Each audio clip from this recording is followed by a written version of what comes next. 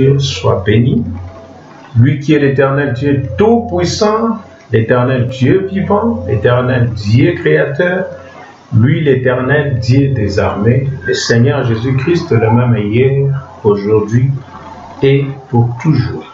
Je lis dans les livres du prophète Isaïe, Isaïe 61, je commence au verset 1, je lis jusqu'au verset 2. Vous pouvez continuer jusqu'à 3, mais je me limite qu'à 2 parce que je vais lire encore Luc chapitre 4. J'ai lu. L'Esprit du Seigneur, l'Éternel, est sur moi, car l'Éternel m'a envoyé pour porter de bonnes nouvelles aux malheureux. Il m'a envoyé pour guérir ceux qui ont le cœur brisé, pour proclamer aux captifs la liberté et aux prisonniers la délivrance. 2. Pour publier une année de grâce de l'Éternel et un jour de vengeance de notre Dieu, pour consoler tous les affligés. Donc quand vous lisez ici, de la manière que je viens de lire avec vous ici, les titres dans ma Bible ici que j'ai, Scofield Bible, donc c'est écrit un seul coup d'œil engloutant le devenu du Christ. Un seul coup d'œil engloutant le devenu du Christ. C'est ça. Ça est là-bas. C'est noir sur blanc, comme je vous l'ai dit. Donc c'est écrit là-bas. On a parlé un seul coup d'œil engloutant le devenu du Christ. Donc c'est ce que je suis venu parler ici. L'autre fois, dans une autre prédication, j'avais parlé que non, Jésus doit venir dans 3 noms, dans 3 venues. Sur ces 3 venues, il y a 3 noms qu'il doit porter. Ce sont ces noms dont nous sommes venus parler ici. C'est pourquoi j'ai pris Ésaïe 61, versets 1 à 2, un seul coup d'œil parlant de 2 venues de Christ, comme les titres que l'écrivain Scofield nous a écrit ici par l'inspiration dans cette Bible dont nous sommes en train de lire ici, dans versets 1 et 2 d'Ésaïe 61. Et quand nous allons développer, avant d'aller là-bas, quand même, je voulais prendre Luc chapitre 4, comme j'ai toujours l'habitude de dire que ce qui est écrit dans l'Ancien Testament, c'était la préfiguration, c'était l'image du Nouveau Testament, comme le soleil qui se lève vers l'est. Quand le soleil se lève vers l'est, vous allez voir que nos shadows, comme on dit en anglais, en français c'est notre ombre. Donc il y a biso et talisamaka na ouest. Ouais, donc cela veut dire ça montre ce qui va se manifester à l'ouest. Donc c'est la même chose avec ce qui s'était passé dans la Bible. Ça veut dire quand Christ était venu, c'était vers midi, l'ombre est entrée en lui, donc l'Ancien Testament est entré en lui, et quand il est parti, l'ombre commence à se montrer vers l'ouest. Donc cela veut dire Nelly Mouelo Nantango. Comme j'avais dit que je vais commencer à parler en mélangeant en français avec un peu de lingala, soit lingala avec un peu de français.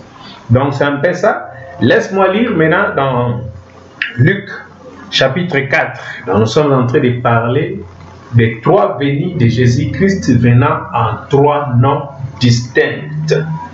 Une seule personne, mais dans 3 venues et 3 noms. Je lis dans Luc 4, je commence au verset 16. J'ai lu. Il se rendit à Nazareth où il avait été élevé, et selon sa coutume, il entra dans la synagogue le jour du sabbat. Il s'éleva pour faire la lecture des Seigneur. Et on lui remit le livre du prophète Ésaïe, l'ayant déroulé. Il trouva l'endroit où il est écrit, 2 points, verset 18 maintenant. J'aime lire ça comme ça, parce qu'on ne lit pas la Bible comme un livre, donc rapidement.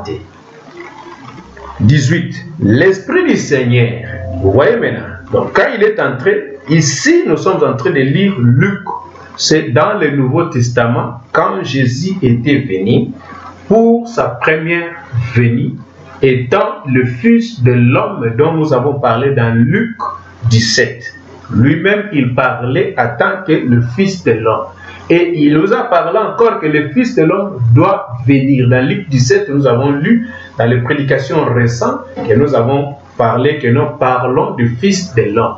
Et nous avons vu que non, quand il était venu pour la première fois, on lui appelait Fils de l'homme. Vous voyez, il n'était pas appelé Fils de Dieu, il était appelé Fils de l'homme.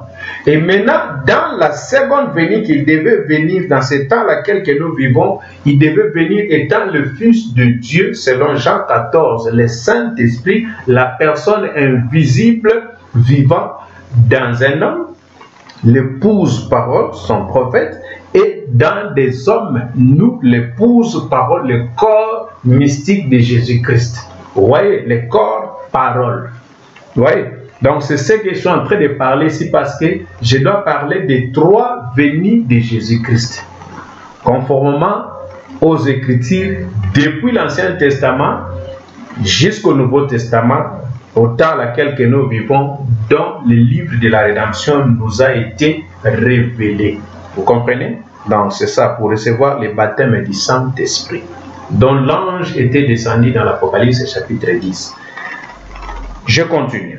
18. L'Esprit du Seigneur est sur moi parce qu'il m'a oint. Vous voyez ce que le prophète Ésaïe vient de dire dans Ésaïe 61. Il prophétisait.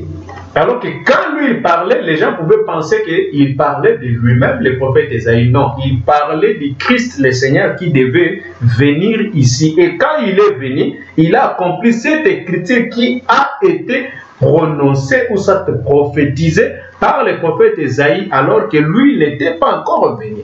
Et maintenant, quand cette écriture s'accomplit, c'est à ce moment-là qu'on peut dire que nous vivons dans les temps, ou soit dans l'écriture promise de l'heure à laquelle que nous vivons, ou du temps à laquelle que nous sommes vivants sur cette terre. C'est comme ça que les enfants de Dieu reconnaissent leur écriture.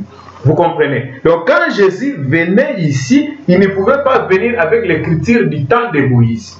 Vous comprenez cela? Donc le temps de Moïse, c'était de venir, de leur sortir du captivité, qu'ils étaient esclaves. Nous allons revenir là-bas, mais laisse-moi d'abord terminer à lire ici. Je suis dans verset 18 de Luc chapitre 4. L'Esprit du Seigneur est sur moi parce qu'il m'a oint pour annoncer une bonne nouvelle aux pauvres. Il m'a envoyé pour guérir ceux qui ont le cœur brisé. 19, pour proclamer aux captifs la délivrance et aux aveugles le recouvrement de la vue. Amen. C'est ce qu'il a fait. Amen. Et ce qu'il est en train de faire. Pour publier une année de grâce. Alléluia. Vous comprenez le temps. Donc vous comprenez que non, il a parlé de ce qui, dans les Écritures, parle de ce que le Seigneur a fait quand il est entré dans le temple en lisant cette écriture. Et le prophète Ésaïe l'en a bien parlé, dont nous avons vu le titre, un seul coup d'œil, donc parlant, donc soit en incluant le devenu du Christ. C'est ça ce qu'Ophilte nous a parlé ici dans ce livre ici, Sainte. Donc je suis en train de lire ici, vous allez voir que non, c'est écrit ici, donc laisse-moi bien mettre la Bible, donc la Sainte Bible, donc version Scofield. Vous voyez, donc ça est là-bas pour vous. Merci beaucoup, donc ça y est. Voilà. Donc, vous voyez que non, je suis en train de lire les Saintes Écritures pour que les Écritures doivent se marier. Et maintenant, quand nous allons entrer sur des choses révélées, dont je suis en train de parler ici, d'une autre dimension, vous allez vite comprendre là où nous avons commencé, avec des petites choses, avec des grandes choses, avec toutes ces choses composées dont le Seigneur parlait à ses prophètes, dont nous avons pris Daniel et d'autres prophètes qui sont inscrits ici dans cette sainte Bible. Que le Seigneur vous bénisse. Pour envoyer libre les opprimés, pour publier une année de grâce du Seigneur. Là, il ne parle pas de ce temps qui était venu, de ce temps à laquelle nous vivons, parce que nous tous, nous témoignons la grâce de Dieu. Une année de grâce, c'est dans ce temps à laquelle nous vivons. Donc c'est clair, noir sur blanc ici. bien-aimés. Donc, une année de grâce. Donc, directement, nous comprenons que dans ce verset, chapitre 4 de Luc, et verset 19, ça parle de la seconde venue de Jésus, dont on parle d'une année de grâce. De la première venue, il était venu comme l'agneau, le Fils de l'homme qui devait mourir, donner sa vie pour payer le prix d'expiation. Vous comprenez? Parce que tous, d'Adam jusqu'à Jean-Baptiste, quand il mourait, le diable les réclamait. Vous comprenez cela? Parce qu'ils étaient nés dans le péché, dans l'iniquité, conçus, nés dans le péché, conçus dans l'iniquité. Vous voyez, vice-versa. Maintenant, Christ qui était venu là-bas dans sa première venue, c'était pour payer le prix afin de le racheter, de nous racheter. Vous comprenez cela? Et ça, il était venu comme un agneau. Et il a accompli l'œuvre. Et il a accompli tout ce que les prophètes ont parlé de sa venue, qu'il devait faire. Et maintenant, nous avons vu que dans le verset 19 ici, ce qui allait accomplir dans ce temps laquelle que nous vivons. Vous voyez? Je pense à verset 20. Ensuite, il roula les livres, les remit aux serviteurs. Et assis, tous ceux qui se trouvaient dans la synagogue avaient le regard fixé sur lui. Amen. Verset 21. Alors, il commença à leur dire, qui? Christ, Jésus. Il commença à leur dire, aujourd'hui, cette parole de l'Écriture que vous venez d'entendre est accomplie. Vous comprenez? Donc, il lisait, donc il pouvait dire dans l'autre façon que non, cette parole de l'Écriture dont le prophète Ésaïe avait prophétisé dans Ésaïe 61 est accomplie. Vous comprenez? Et tout lui rendait témoignage et il était étonné des paroles de grâce qui sortaient de sa bouche et il disait, n'est-ce pas le fils de Joseph? Là, les incrédules commencent à se manifester comme les incrédules se manifestent encore aujourd'hui. Quand ils voient quelqu'un dans la chair humaine, on dit que l'écriture est accomplie à travers de cet homme-là. Les gens ne veulent pas entendre, donc il vous fait retourner dans le passé. Or, Dieu change de dispensation. Donc cela veut dire, nous vivons dans une autre dispensation. Comme j'avais dit que non, Dieu est parfait en toi. Lui-même, Père, dans la dispensation du Père, c'était dans les temps anciens avec l'Ancien Testament. Nous avons vu la dispensation du Fils quand il est venu. Jésus, le Fils, est venu comme le Fils de l'homme. C'était de seconde dispensation du Père. Et troisième dispensation du Père, c'est la dispensation du Saint-Esprit. Un seul Dieu en trois venus. Donc, soit à trois fonctions, comme on venait de parler là-bas, ce n'est pas trois dieux distincts. Ça, c'est faux. Vous comprenez? Et maintenant, ici, nous parlons maintenant du Christ, le Fils de Dieu, lui qui est manifesté, donc il est l'image de l'empreinte du Dieu vivant, comme Ésaïe nous parle là-bas dans Ésaïe chapitre 6. Vous comprenez donc? Ici, nous avons lu Ésaïe 61 et nous avons lu Luc chapitre 4. Donc, pour essayer un peu d'avancer, c'est ce qu'on avait commencé depuis la semaine passée là-bas en parlant du Fils de l'homme. Or, nous ne pouvons pas arrêter de parler du Fils de l'homme sans pour autant parler du Fils de Dieu et sans pour autant parler du Fils de David. Parce que Dieu avait donné la promesse, vous comprenez, à David, que non, l'un de tes fils régnera sur ton trône éternellement. Si nous regardons selon les Écritures, si on prend ça littéralement comme ça, on peut parler quel est le fils de David qui pouvait régner éternellement alors qu'eux tous ils étaient des mortels. Vous comprenez, l'expiation n'était pas encore faite alors que la promesse de Dieu allait être une promesse erronée. Dans Psaume 84, si vous lisez 89, je m'excuse, si vous lisez dans Psaume 89, vous allez voir la promesse dont l'Éternel avait donnée à David, que non, l'un de tes fils va s'asseoir sur son trône éternellement. Et ce fils-là n'était pas Absalom, n'était pas Salomon, mais c'était Jésus, le fils de David, qui doit régner éternellement parce que c'était la promesse que l'Éternel avait donnée à David. Ça, c'est la troisième venue de Jésus-Christ pour régner éternellement. Vous comprenez, lui, le Fils de Dieu, dans sa seconde venue, le temps à laquelle nous vivons. Et nous avons vu que non, lui-même, il nous parlait dans Luc 17, comme j'avais lu ici, en commençant à verset 20 jusqu'au verset 30. Donc ici, dans verset 26, nous pouvons faire une petite récapitulation.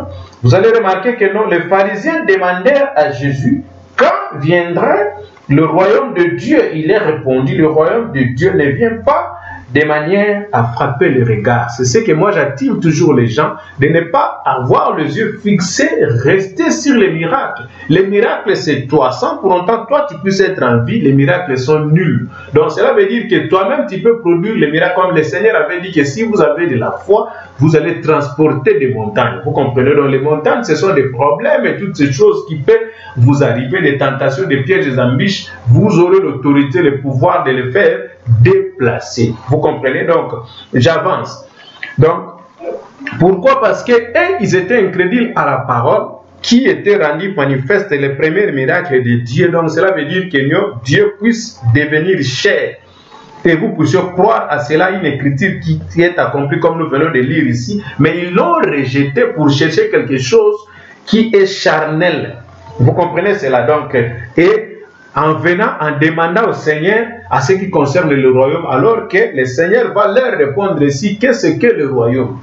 Lisons. Et verset 21, on ne dira point, il est ici ou il est là, car voici le royaume de Dieu est au milieu de vous. Quand le Seigneur parlait comme ça, parce que le royaume de Dieu était lui, Dieu s'est vidé. Vous comprenez, donc le ciel était vide. Celui qui était venu là-bas, c'était Dieu parce que c'était sa seconde dispensation. Dieu a quitté le ciel et il est venu demeurer dans son Fils. On avait expliqué ça la dernière fois. Et maintenant, avançons. Vous allez voir que non, ces gens-là, ils demandaient le royaume alors que le royaume était au milieu d'eux. Je pense à verset 22. Et il dit aux disciples, des jours viendront où vous désirez voir des jours du Fils de l'homme. Vous comprenez, lui. Et vous ne le verrez point, on vous dira, il est ici, il est là, n'allez pas et ne courez pas après. Vous venez ici, vous allez voir des miracles. Des semaines de ceci, vous allez voir la main de Dieu. Nous avons vu ici avec les femmes qui font tout ce bruit-là, on leur dit qu'il ne vous est pas permis, mais ils n'écoutent pas. Bon, ce sont des esprits séducteurs, on ne peut pas stopper cela parce que Dieu, si Dieu les a laissés libres de faire et ceux qui font ces esprits-là, comme, souvenez-vous, Légion.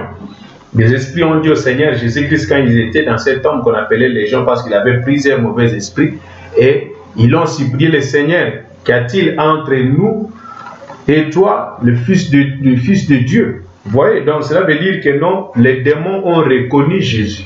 Vous voyez, toi le Fils de l'homme. Et notre temps n'est pas encore arrivé. Et le Seigneur a exaucé leur prière. C'était quoi? Envoie-nous même dans ces pourceaux ici. Et vous comprenez cela. Et ils sont dispersés. Ouais, et cet homme-là était délivré dans cette écriture dont nous sommes en train de lire ici, d'Ésaïe chapitre 61 et de Luc chapitre 4 était accomplie. La délivrance de cet homme-là était dès ce jour-là. Pourquoi? Parce que le Seigneur, le Créateur, il était là, les esprits devaient obéir. Mais le Seigneur n'avait pas fait disparaître ces esprits-là, dire que non, non, parce qu'ils ont reconnu l'écriture du Seigneur, ils l'ont supplié que notre temps n'est pas encore arrivé. Donc, ils sont libres à prêcher la parole parce que ce sont des esprits séducteurs, vous allez m'excuser, mais ceux qui comprennent les Écritures sachent que ce que je dis, c'est la vérité. Que le Seigneur soit béni. Vous voyez, j'avance. Et verset 24, car comme l'éclair resplendu et brille d'une extrémité à l'autre, ainsi sera le Fils de l'homme dans son jour. Donc, ici, vous regardez ce que le prophète Ésaïe vient de dire selon le titre dont nous avons vu que non, un seul coup d'œil engloutant le devenu du Christ. Donc, ça veut dire étant le Fils de l'homme, le Fils de Dieu et le Fils de David. Nous avons parlé d'abord de deux. Un seul œil broutant de deux venus. Donc on parlait d'abord de Fils de l'homme et de Fils de Dieu. Mais nous avons remarqué que non, ça devient comme un gâchis. Donc cela veut dire c'est un peu parallèle, parlant du Fils de l'homme. Dans la première venue, dans la seconde venue, on parle encore du Fils de l'homme parce que c'est lui-même qui parle ici dans Luc chapitre 17, de verset 20 jusqu'au verset 31. Vous comprenez? Et 30, pardon. Et dans verset 30, il parle quoi? Il parle donc ici. Il en sera de même les jours où le Fils de l'homme paraîtra. Donc, après avoir donné l'exemple des temps de Noé et de Lot, et en donnant l'exemple des temps à laquelle nous vivons, ça serait semblable comme à ce temps-là. Donc quand le Fils de l'homme va se révéler. Et nous avons vu que, donc, ici, ça devient comme un gâchis, donc c'est comme parallèle. Donc, parallèlement, donc, nous voyons que non, Fils de l'homme, première venue et seconde venue encore, il parle quand le Fils de l'homme, il va venir. Donc, nous allons expliquer, je vais essayer un peu d'expliquer là-bas. Pourquoi? Parce que, pourquoi est-ce que le Seigneur a parlé encore de la venue du Fils de l'homme, ici dans Luc? Donc, cela veut dire, quand lui, il était venu ici, je vous ai dit, je vous ai donné la définition. Donc ici, je parle maintenant de la définition pour aller finir.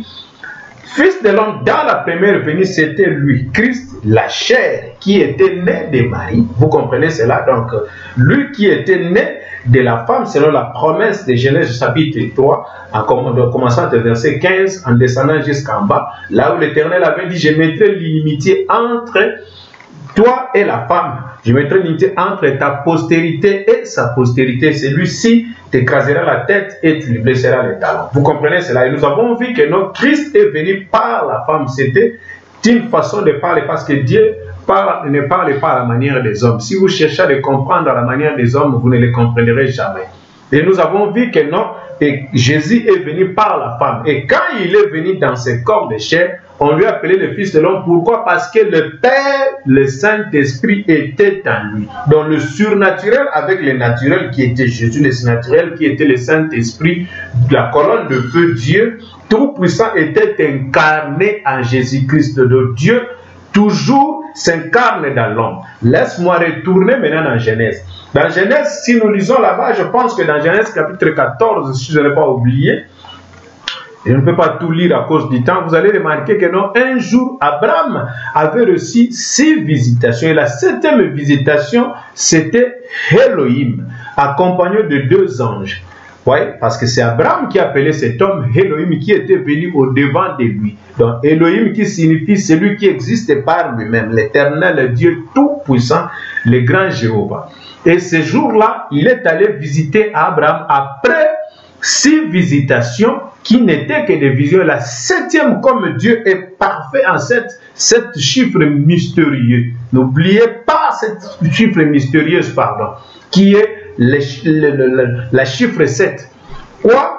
La 7e visitation dont Dieu est venu vers Abraham, il n'était pas venu seul, il était accompagné de Michael et de l'ange Gabriel. Si vous lisez là-bas, vous allez voir que non, un jour, Abraham recevra la visite de 3 hommes. Et ces 3 hommes-là qui étaient venus, Abraham appelait Elohim, qui devait être Elohim s'il n'était pas l'éternel Dieu Tout-Puissant. C'était lui, il a pris un corps de chair et il est venu vers Abraham. Donc ça veut dire qu'on pouvait parler des fils de l'homme au temps d'Abraham. Et la promesse qui était donnée à Abraham, si vous lisez dans Genèse, c'est écrit là-bas que tout fils d'Abraham, parce que nous tous, nous sommes des fils d'Abraham. Tout chrétien devait être un fils d'Abraham, tout juif, tout samaritain, parce que la promesse a été donnée à Abraham que non, toutes les nations, toute la terre seront bénies à Abraham.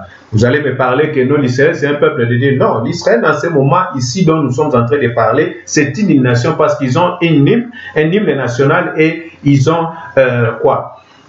Le drapeau, tous les symboles qui représentent leur pays. Vous comprenez cela. Donc ça veut dire qu'il est comme une nation. Mais dans le temps là, Dieu traitait avec Israël comme une nation. Dans ce temps où nous étions des païens. Et maintenant, dans ce temps là, tel que nous vivions, Dieu traite avec nous en tant qu'un individu. Donc le salut est individuel. Soit vous rejetez et vous êtes perdus. Mais avec Israël, nous avons parlé quand nous avons pris le subit de la visitation de l'ange Gabriel à Daniel, nous avons compris que non.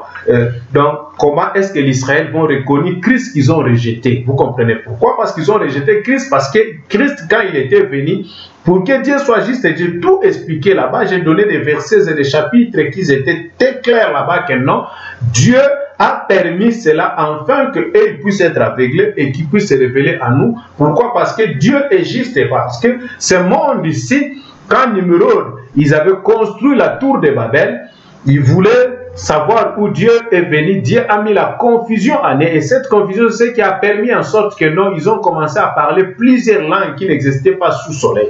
Et maintenant, la confusion était entre eux. Et tant que la confusion, c'est ce qui fait en sorte que non, Et ils se sont divisés, et c'est ce qui a divisé ce monde dans lequel nous sommes aujourd'hui. Et c'est ce qui a fait que non, quand Dieu a détruit ce monde-là, il n'y avait que 3 races qui étaient sorties de Noé. C'était les fils de Noé, dont nous avons Cham, les gens des nations, nous avons Sem, les Samaritains, et Japheth, qui sont les Juifs. Et quand Jésus était venu dans sa première venue, étant le fils de l'homme, il s'est révélé d'abord aux Juifs, les Japheth, après aux Sem, qui sont les Samaritains.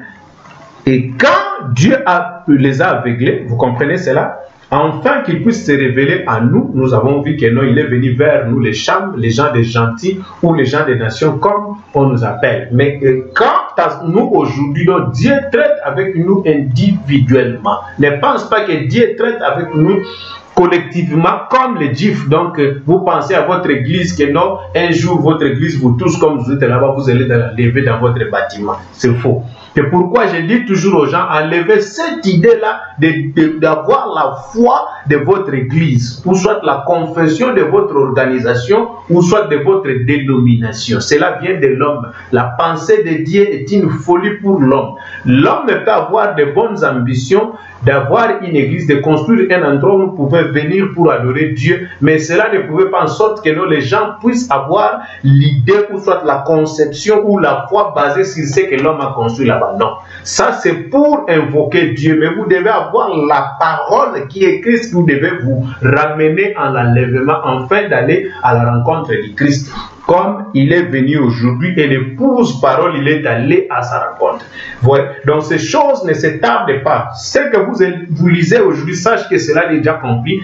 Comme tout fils d'Abraham, la Bible dit que tout fils d'Abraham doit voir Dieu dans la chair humaine. Et dans la première venue, quand Jésus était venu, tout fils d'Abraham qui était en Jérusalem, en Israël, ont vu Dieu dans la chair humaine, Christ. Et ils ont témoigné. Nathanaël qui était sous l'arbre, qui n'allait plus au temple à cause de ce qui s'est passé. Ce jour-là, quand Philippe est venu vers lui dire que non, Nathanaël, viens, je vis le Messie. Il a dit, il n'y a rien de beau qui peut arriver en Israël. Comme on pouvait dire, beaucoup de gens que je suis, hier, je viens de perdre une de sœur, je peux dire une cousine à moi, vous comprenez, par alliance. Donc cela veut dire que non, on était hier avec des garçons en famille, en parlant, et les jeunes garçons qui disaient que non, les églises aujourd'hui, non, ne parlons même pas des églises, c'est vraiment bizarre, c'est vraiment difficile même pour aller à l'église. Vous comprenez ça? Il y a des autres qui donnent raison aux catholiques, il y a des autres qui donnent raison aux autres églises, ainsi de suite. Donc les gens sont vraiment dans l'embarras, on ne sait même pas comment dire. Mais si vous êtes dans cet état parce que vous avez rejeté l'écriture, l'épître lit, l'écriture qui est accomplie dans ces temps, c'est ce qui a plongé les gens dans la confusion aujourd'hui. Donc ça veut dire quand il y a la confusion, le vrai devait être quelque part dont Dieu a réservé pour ce que lui, il a aimé. Maintenant, vous allez remarquer que non, quand Nathanaël, Philippe est venu vers Nathanaël, qui n'allait plus à l'église, comme vous le disiez, vous voyez, qu'est-ce que Nathanaël cherchait? Nathanaël cherchait l'accomplissement de l'écriture du Messie, ce qui a été promis, comme nous venons de lire, Ésaïe 61, l'Ancien Testament, et Luc 4, le Nouveau Testament. L'écriture promise, prophétisée par le prophète Ésaïe, accomplie quand Christ était venu. Ouais. Et quand Philippe est venu vers Nathanaël, avec tous les doutes que Nathanaël avait vu, mais en lui, il avait l'écriture, l'épître lit du temps à laquelle il était vivant sur la terre. Nathanaël, c'est saint homme dont je témoigne en ce moment ici. Ouais. Et c'est ce qui a fait en sorte que non, Nathanaël, Philippe lui a insisté, il dit non, Nathanaël, viens et voir. C'est ce que moi je vous dis en parlant de ces choses ici. Venez et voir. Ne restez pas simplement là-bas à critiquer. Ne restez pas simplement là borné sur ce que vous avez écrit. Ouais. Ici, on n'a pas besoin de parler des Écritures, mais on veut sortir des gens de toutes sortes de dénominations qui sont sous terre, de toutes les églises. Parce qu'il n'y a aucune église qui peut vous amener à la présence de Dieu, mais c'est la parole bien interprétée. Donc, nous sommes en train de vous parler ici chaque fois dans des vidéos, dans plusieurs endroits. Vous voyez? Et dans peu de temps, nous allons parler de ça dans des cantiques, dans des chansons inspirées, ouais, dans la musique chrétienne, dans peu de temps, vous allez entendre cela. Avançons. Je presque pris mon temps, je vais terminer maintenant. Et maintenant, quand Philippe est approché, il lui a dit, viens et voir. Et Nathanaël, en approchant, le Seigneur lui a dit, voici l'Israélite en qui il n'y a point de problème. Comment m'as-tu reconnu? Il a dit que non. Quand tu étais sous l'arbre, avant que Philippe t'appelle, j'étais déjà reconnu. J'étais déjà vu. Ouais, donc ça veut dire qu'il était en moi. Et quand il j'étais là, ça veut dire quoi? Donc ça veut dire que le Seigneur voyait ce qui était à Nathanaël. Quoi? Nathanaël cherchait l'épître de son temps. Ouais, l'écriture est accomplie. Quand Nathanaël, qu'est-ce que Nathanaël attendait? Pour donner un peu, expliciter un peu à ce point-là. Donc Nathanaël attendait l'accomplissement de l'écriture. Et quand est-ce que les prophètes leur ont dit, quand le Messie va venir, il va discerner les pensées des cœurs des gens. Ouais, c'est ce que le Fils de l'homme fait.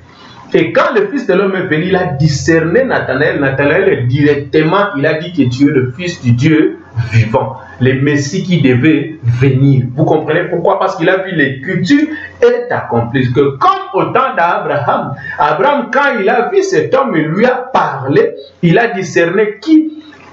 Le pensée de Sarah qui était derrière lui sous la tente. Ouais, donc cela veut dire, quand le Fils de l'homme tourne le dos, il discerne les pensées de cœur des hommes. C'est ce qui s'est passé aujourd'hui. Ouais, donc cela veut dire, Sarah disait dans son cœur que non, à cet âge, moi je suis arrivé avec mon maître qui est arrivé déjà vieux.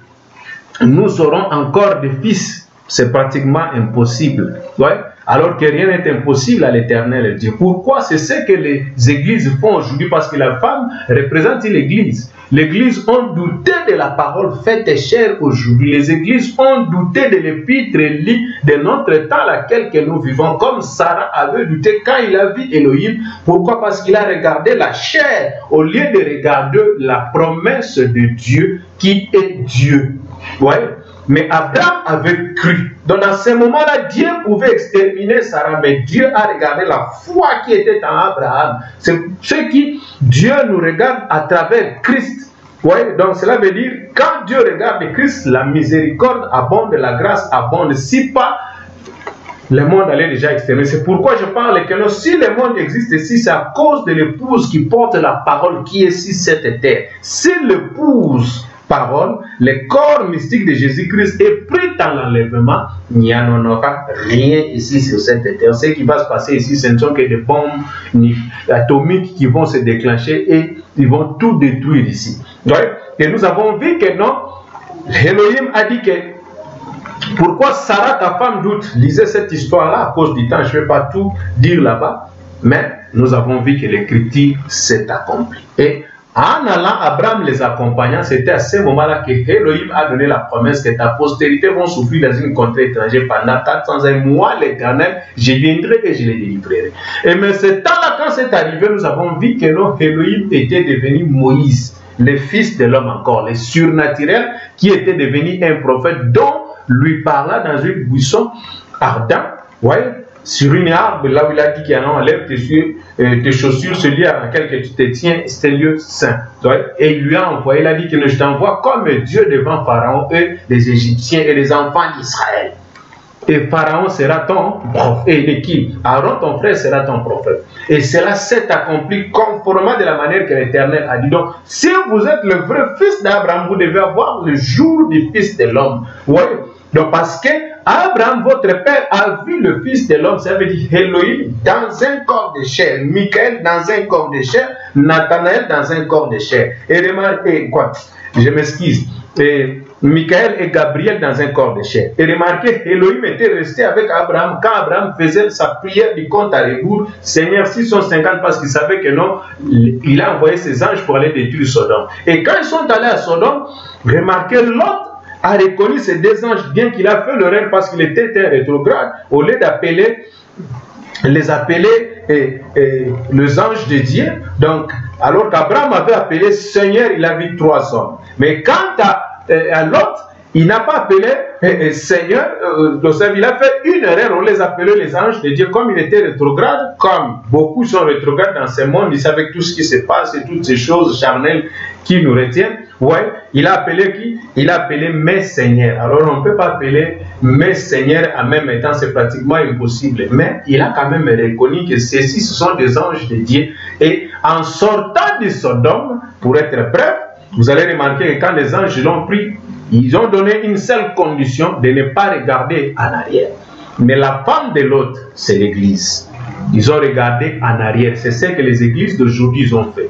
On leur a dit que non, ce qui s'est passé au temps de Lot, ça passera de même au jour du fils de l'homme. Ce qui s'est passé au temps de Noé, ça arrivera de même au jour du fils de l'homme. Donc ce qui s'est passé au temps de Lot, c'est quoi? Les deux anges sont venus. C'était qui? Gabriel et Michael, qui ont été venus pour le faire sortir du Sodome. Mais Elohim était resté en dehors du Sodome. C'est là où que les saints doivent aller adorer. Là où l'épître lit du temps s'est accompli, parce que les saints n'adorent pas dans ce qui est fait de main d'homme. Ils sortent hors ou dans l'écriture qui s'est accomplie aujourd'hui. Le Fils de l'homme est venu encore, comme il a dit ici dans Luc 17 et 30. C'est là où que nous adorons. Nous adorons là où il est pris de lit de notre temps est accompli. C'est là où Apocalypse chapitre 10 est accompli. C'est là où Jean 14, chapitre 15 jusqu'à 21 est accompli. Jean 14, chapitre 12 est accompli. Le Fils de l'homme est venu dans sa seconde venue. Vous voyez? Donc, le Fils de l'homme dans la première venue, le Fils de l'homme dans sa seconde venue. Pourquoi? Parce qu'il devait en prêter un corps de chair. Donc, cessons simplement à faire des divisions ecclésiastiques. Ça ne nous amènera nulle part.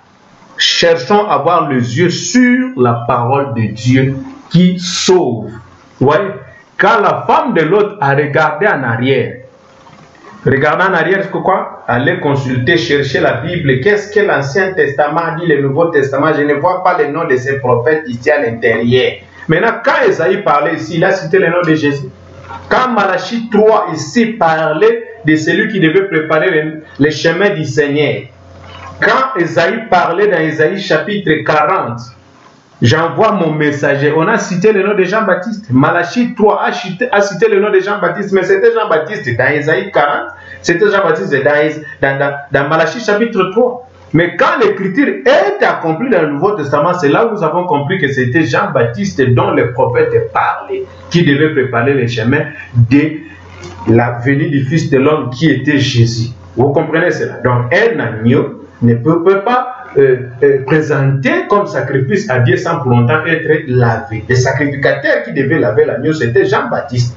Vous allez remarquer que non, le 2, donc c'est avec la parole vient toujours au moyen des eaux. C'était au moyen des eaux que la parole était venue quand le 2, donc ça veut dire Christ et les prophètes se sont rencontrés dans la Jourdain, dans les eaux de Jourdain. Et aujourd'hui, nous avons vu que dans la rivière Oyo, c'est là où que nous avons vu que le surnaturel et le naturel, les deux se sont rencontrés et nous avons vu que non, il y avait une promesse qui était donnée. Comme tu as choisi ce chemin, dans ton propre conviction, nous pouvons dire, cela veut dire que non, dans ton propre choix que tu as choisi ce chemin, une portion du ciel t'attend. Donc cela veut dire que non, comme j'avais donné la promesse à Moïse, donc je ne peux pas vraiment parler de cela comme cela nous est révélé. Vous voyez, mais je vais prendre cela et expliciter cela dans la Bible.